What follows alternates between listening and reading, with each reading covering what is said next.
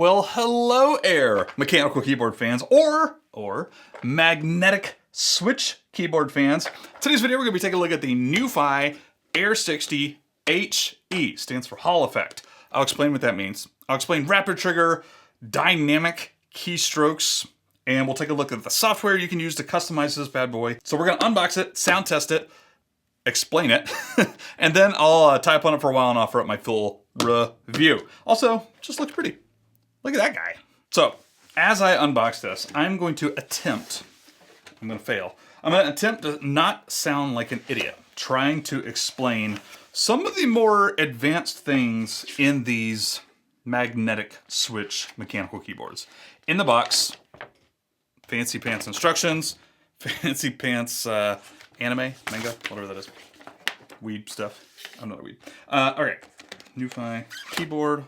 By the way, I'm a huge fan of NuPhy products. If this is your first video on Keebnews, you probably don't realize. If it's not your first view, you probably already knew this. I'm a NuPhy fanboy. I have like 5 of their keyboards, and I think they are the best pre-built, I'm not gonna say budget, but like under like, you know, several $100s, right?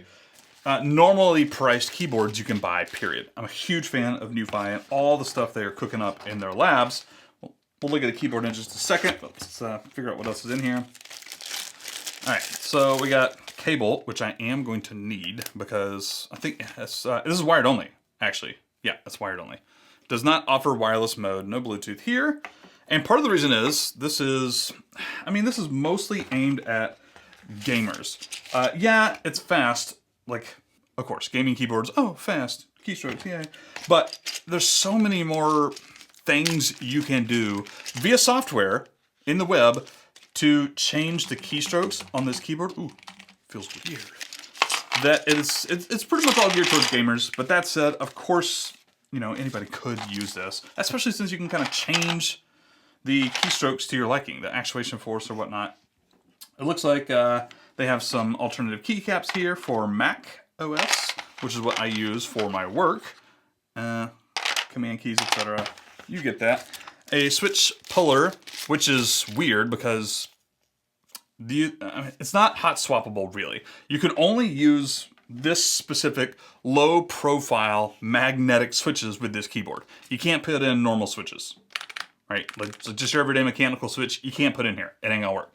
So I guess technically those switches could break down, but they don't provide you with any extras. There's nothing else in the box. Oops. Just extra keycaps and this puller, which is a little odd. If you can change these, if something breaks, why not provide a few extras? It's a little confusing because you can't hot swap in regular switches. All right, so let's go slow here. All right, let's take a second. Dive in deep with me. Take a deep breath. Here's the keyboard. Let's just look at it for a second. Super pretty. It's very thin. It's pretty thin. They call it low profile, and I can attest. Sometimes they say that, and it's kind of not. It's kind of normal profile, but this is actually pretty thin. Much more so than some of the other ones.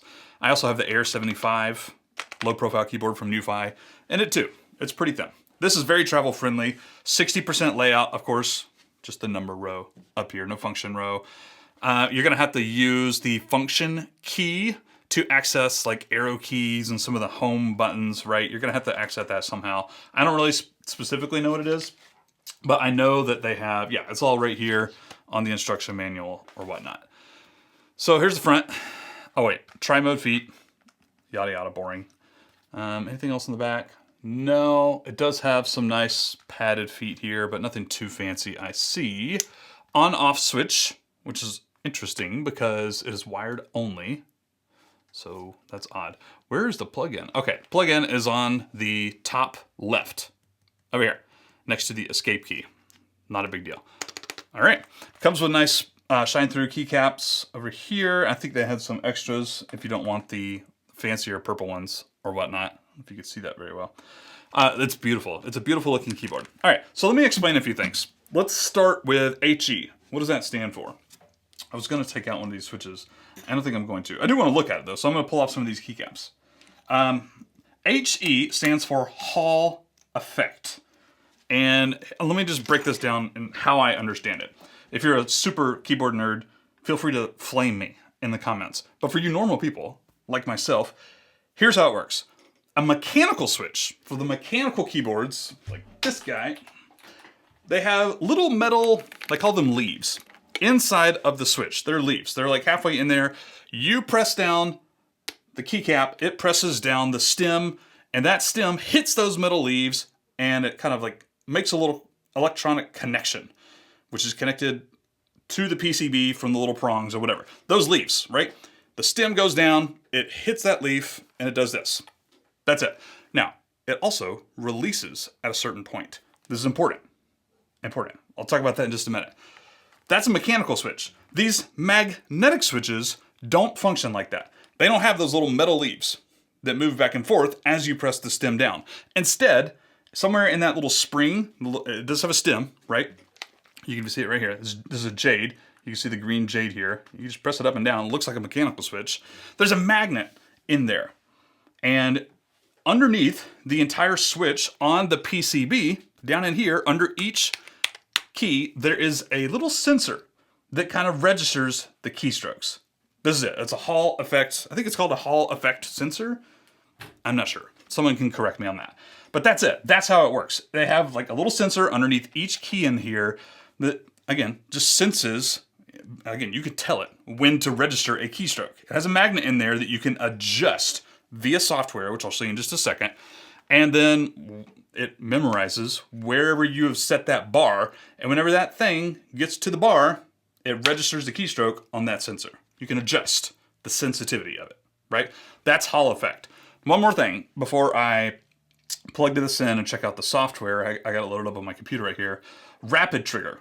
I mentioned earlier a mechanical switch. You press down that stem, it hits the leaf, and then you raise it back up, and then the leaf resets. There's no reset on these switches. Rapid trigger allows you to do, it's exactly kind of what it sounds like, rapid keystrokes without going back all the way up to reset the switch. You can go down, and then you can go up just a teeny tiny bit, and then you can go down again, right? And it doesn't have to hit a reset point, or actually it does, but you can adjust that, I believe. Does that make sense? Like, it goes down, registers a keystroke.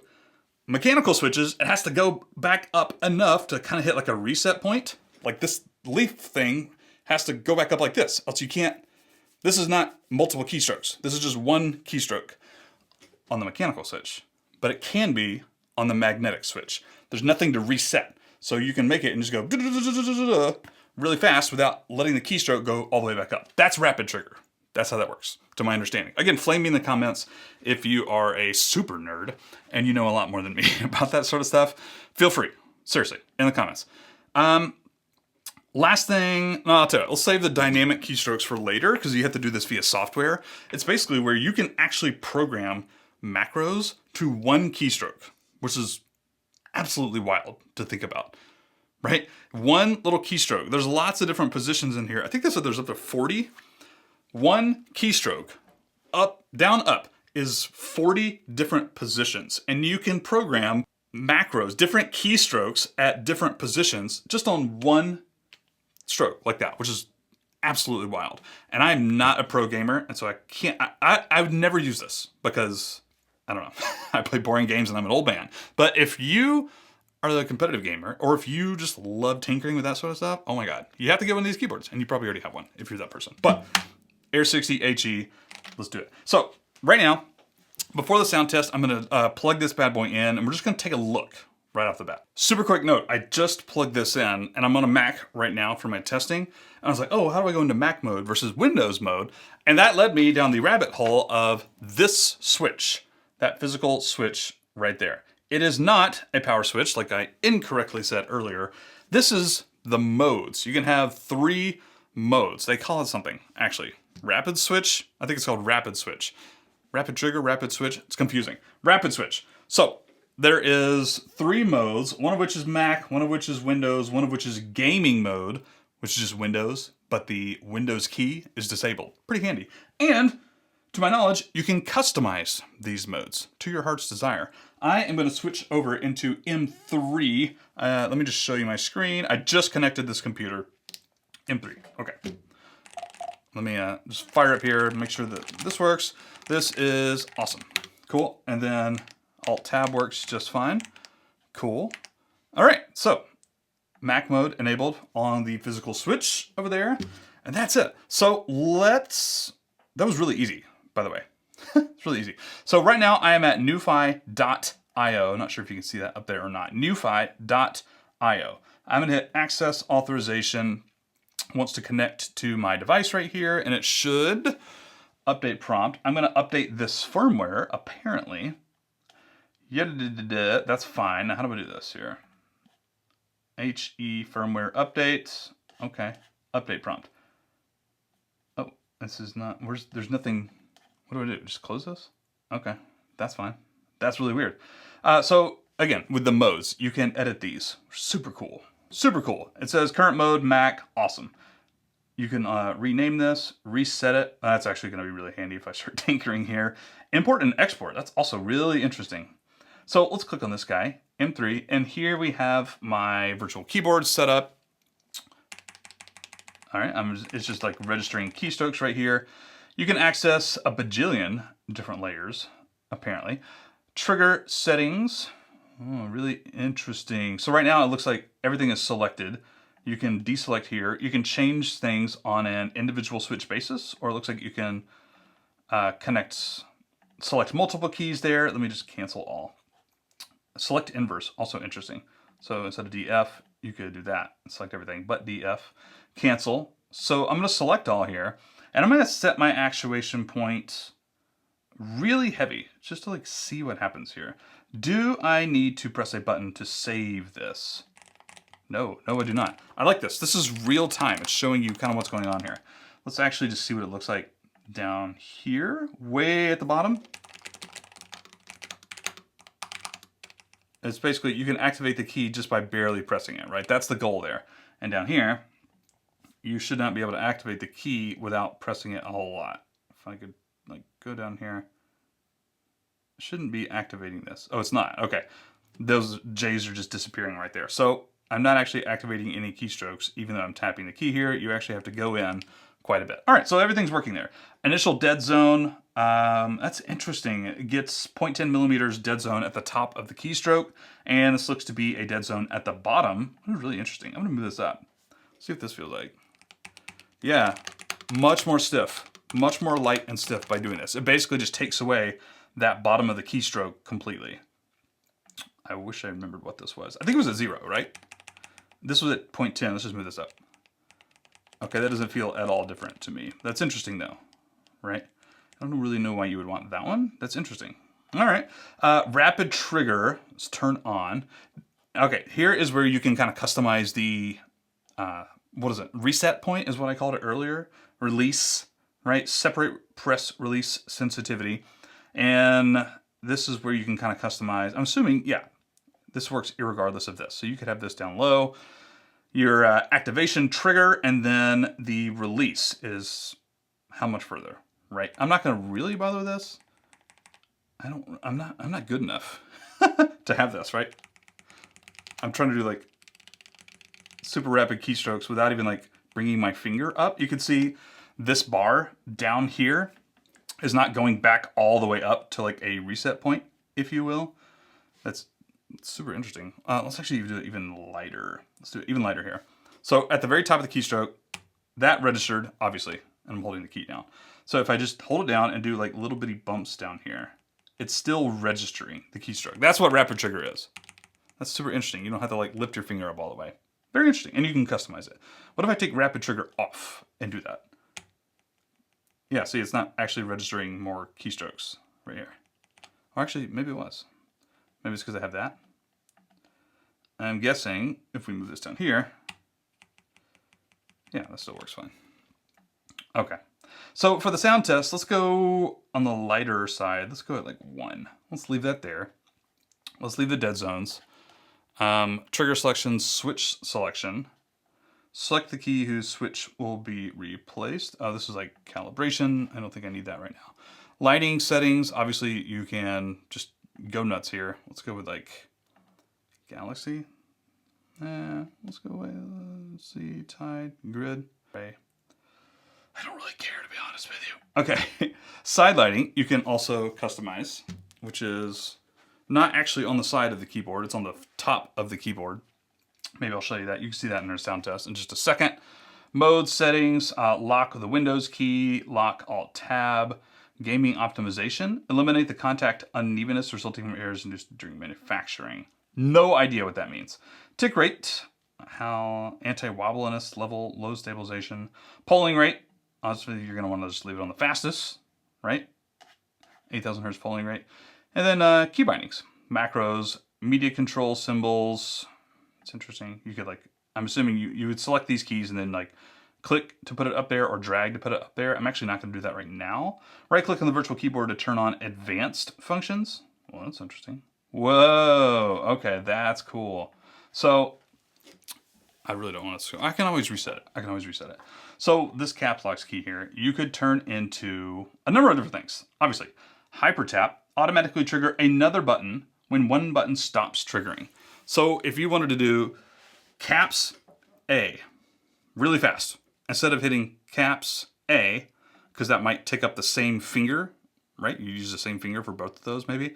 You could just set this for a hyper tap, and then once the caps is done triggering, it will automatically trigger the other key, and you can set this to anything, right? Hyper tap, it would be Command A, which is wild, right?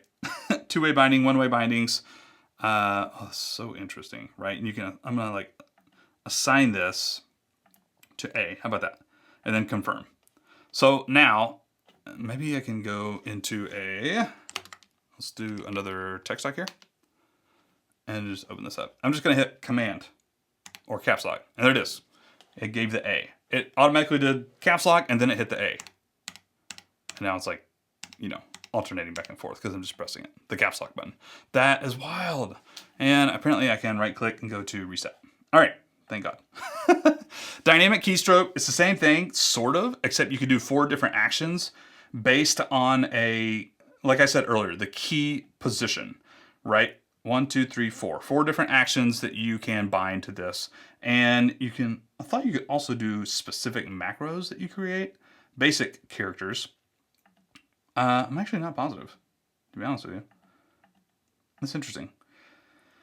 1, 2, 3, 4, and assign them to different parts of the keystroke there, right? I'm not going to do that for this video, although I do think that's really cool. I don't think it'd be hard to figure out, though. I think you guys got this. Obviously, different layers over here. We did the backlighting controls, trigger settings. I think this is it. Light mode, dark mode. Cool. Well done, NuPhy. NuPhy.io. I like that that's going to be easy enough for me to remember.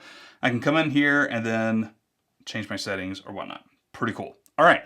With that said, let's actually move on to the sound test.